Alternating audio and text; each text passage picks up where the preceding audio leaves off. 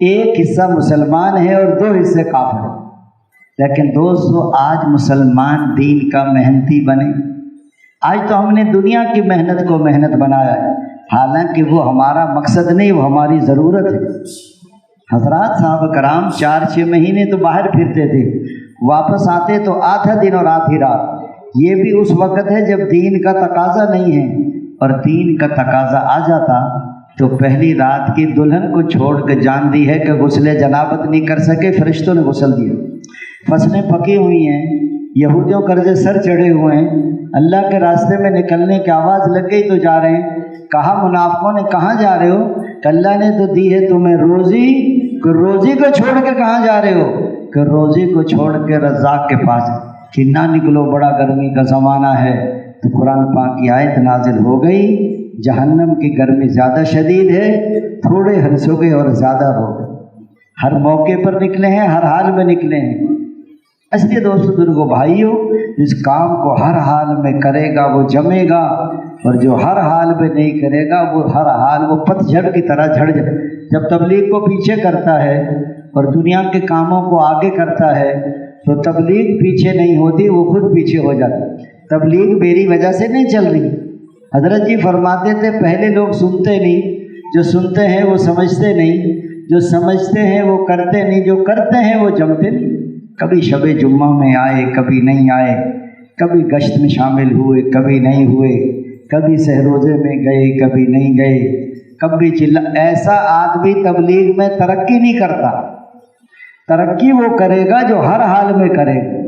کسی نے پوچھا حضرت استقامت کیسے ملے گی؟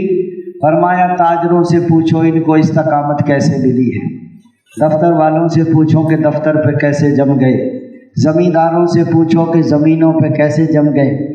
جہاں یقین ہوتا ہے وہاں جمتا ہے۔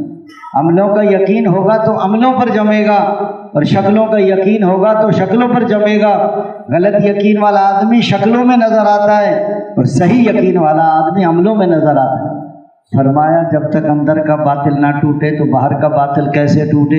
جب حق والوں پہ غالب نہیں ہے تو باطل والوں پر غالب کیسے؟ اندر کا یقین صحیح ہو، باہر میں طریقے حضور صلی اللہ علیہ وسلم کے ہوں۔ اس لیے فرمایا شیطان پہلے ہلکا پن پیدا کرتا ہے۔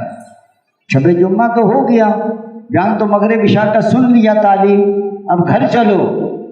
ایک اللہ کے راستے کی رات، ایک گھڑی اتنی قیمتی، سوچ کہ جمعے کی رات ہے۔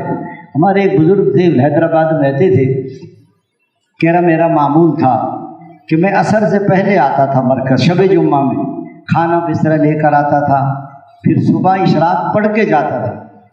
کہتے ایک دن نیت خراب ہو گئی تو میں گھر چلا گیا عشاء پڑھ کے۔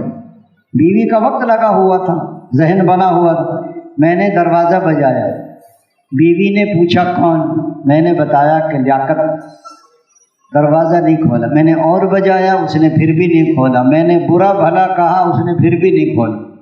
کہ مجھے غصہ بہت آیا، کتنی دور سے آیا ہوں، دروازہ کھولا نہیں، واپس چلا گیا تھکا ہارا۔ رات کو جب میں سویا نا، رات کو تو بہت غصہ تھا، لیکن صبح تک میرا دماغ ٹھنڈا ہو چکا تھا۔ میں نے کہا بیوی نے صحیح کیا ہے، میرا کیا کام تھا گھر میں، روز گھر میں سوتے ہیں، یہ اللہ کے راستے کی رات ہے۔